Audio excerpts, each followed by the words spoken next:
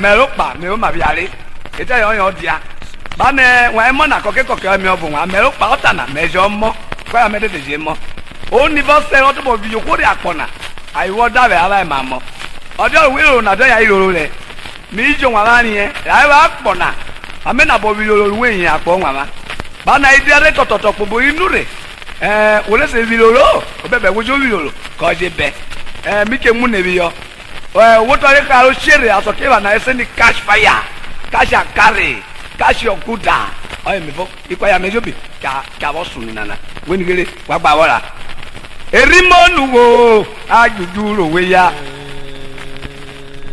erimonu wo ajuju rowe ya ani dani neno ajuju rowe ya wado erimonu wo ajuju rowe ya ikwaya memo ajuju rowe ya wado erimonu wo ajuju rowe ya o erimonu wo ajuju rowe ya inene wa po na bo beru te mo inene wunulo e ma na gboregere inene lukari umemu wa pewe ani e wo re di wo le yo ma pa we ko ko wa we anu le ba ma popo ko e ya po yuzo wunule o so na o po lo ye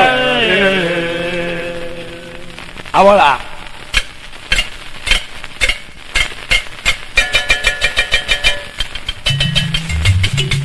owó tá ọ̀wẹ́ gbàrẹ́ nìní wúyẹ́ erimọ́nù o àdúdú lòwe ya o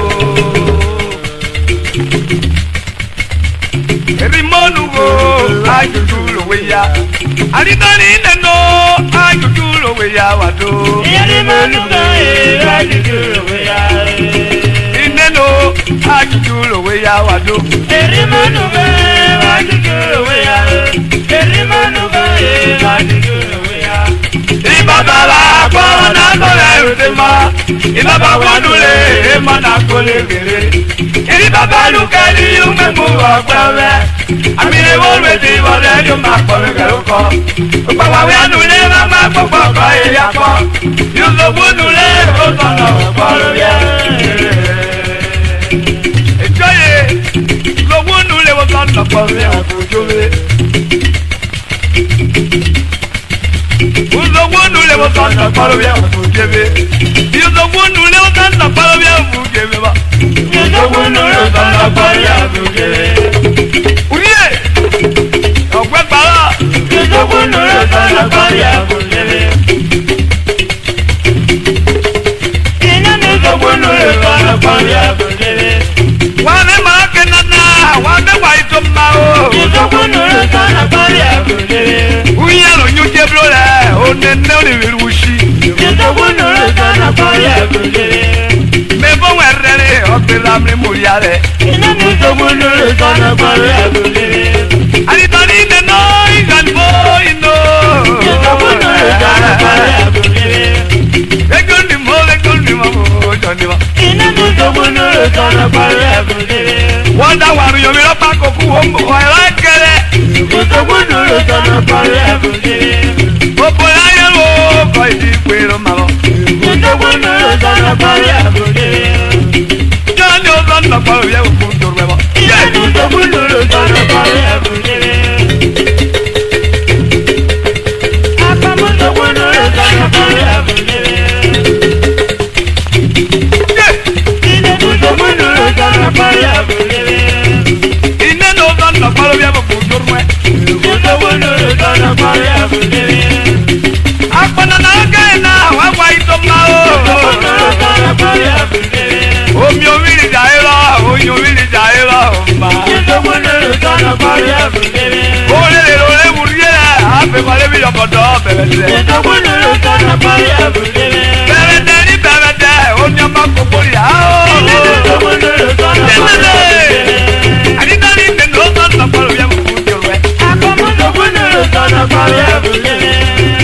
Inne no san na paro ya mu jorwe. Ani tani ne no san na paro ya mu jebe ba.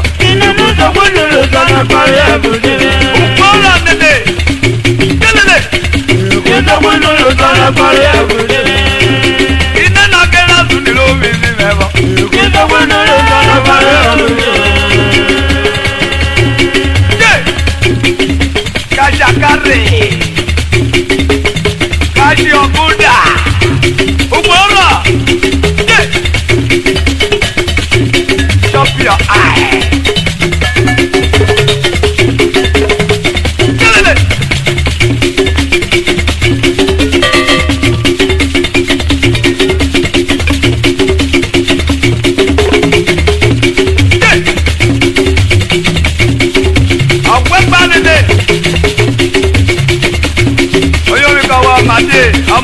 Family Hotel.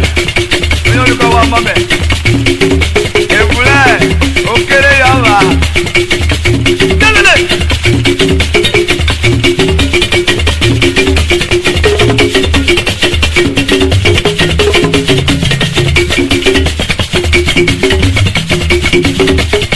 Ọ̀pẹ́ pa Adébóyò.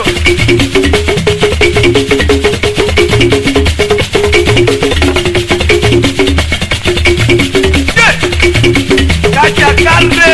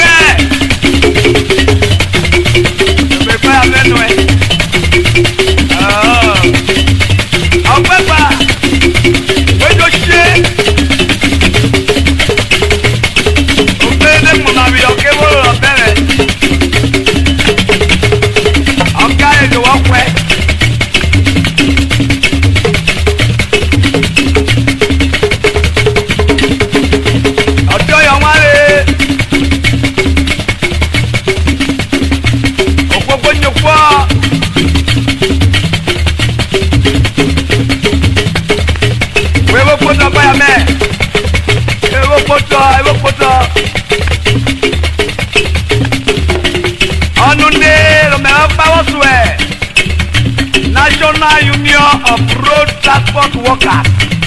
Oyo wika eta tutubo. Mana kona arena memo were omle muria. Obolo korwe oyo wodi. Ejele meke ka sundana. Wike pero denata.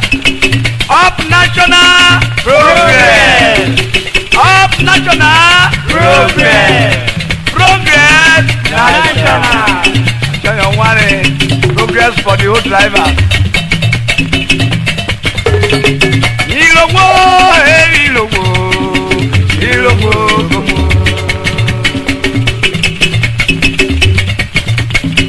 Ìlògbò ìlògbò ìlògbò gbogbo. Àgbàlagbà mẹ́rẹ̀mẹ́rẹ̀ ọlọ́pàá ìgbókù léwu káwọn mẹ́rẹ̀ lọ bí ìlògbò. Ìlògbò.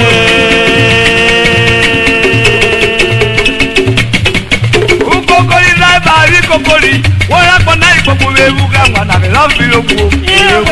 Ejúmọ́ ìlòkò.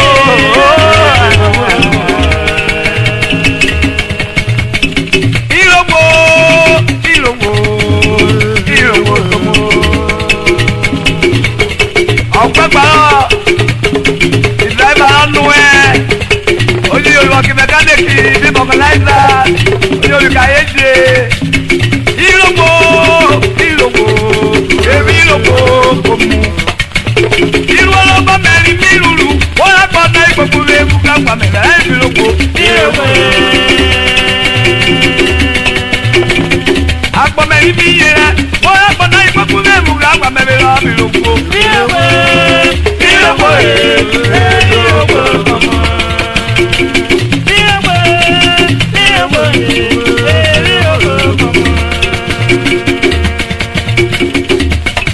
Ọ̀pẹ́ gba nìní òyòkúrò.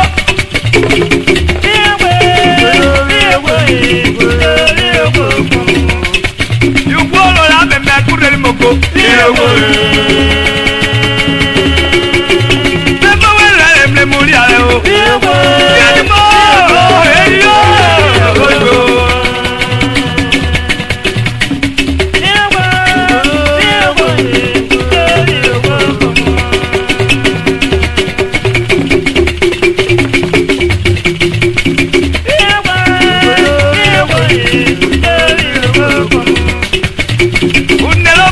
mẹ́tùwá wọ́n yà pọ̀ náà yìí pẹ́lẹ́ mú káwọn àmẹ̀rẹ̀ lọ́sí yòókù.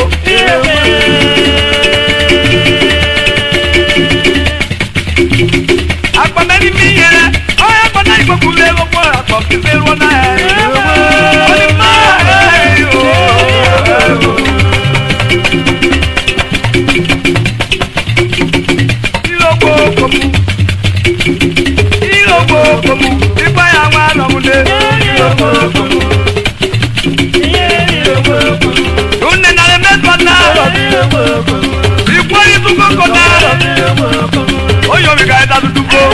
Already state president Stephen Akibe oyo mi ko wọ state president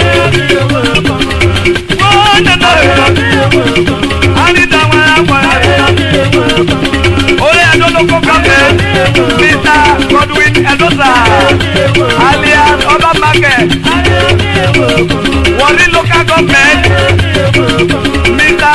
Ugege Wanyeta Lawrence oyo mi ko wọ Etiop local government Mr. Moses Agbara alias Black Moses Ogbe local government Mr. James Udolo Oyomikowo Oyomikowo Super Boy the vice president Emeno Iwara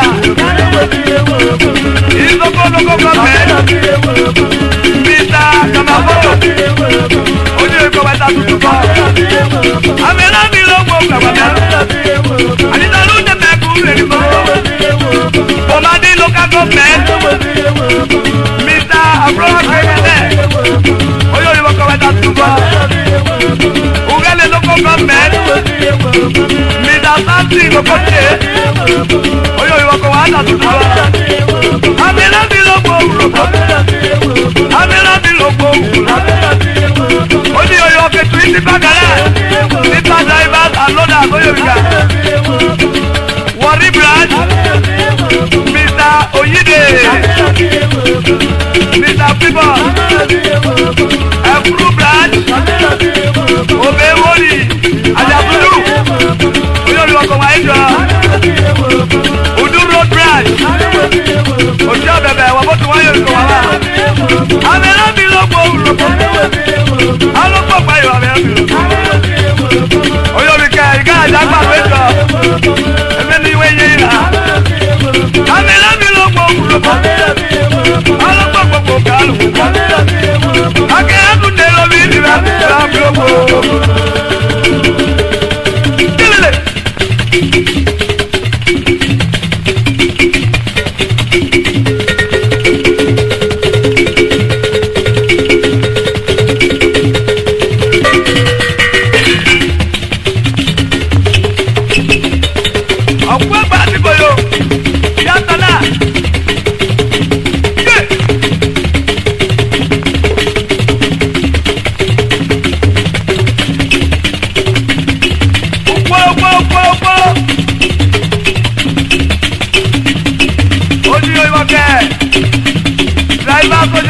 Bagbaro Oyomiko Wareje ọmọ yam Oyo Iwoke ọmọ yam gboro ko Bagbaro Olure Oyo Iwoke Moscow alias Osibakolo ọmọ eme Amiera Oyomiko wo Oyo Iwoke Kubeku Odelogbo Oyomiko we Kelele Oyo Iwoke ipo ipi moto eje ye buro bie yo bru and the other Oyomiko Wareje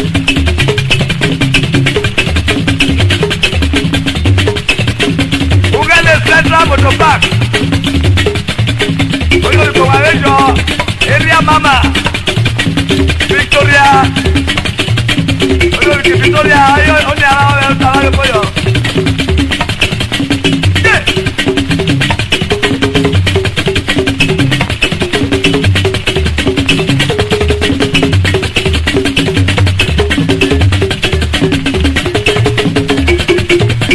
Area Mama Oyomiko we Ogbo dada ko Ugele Kelele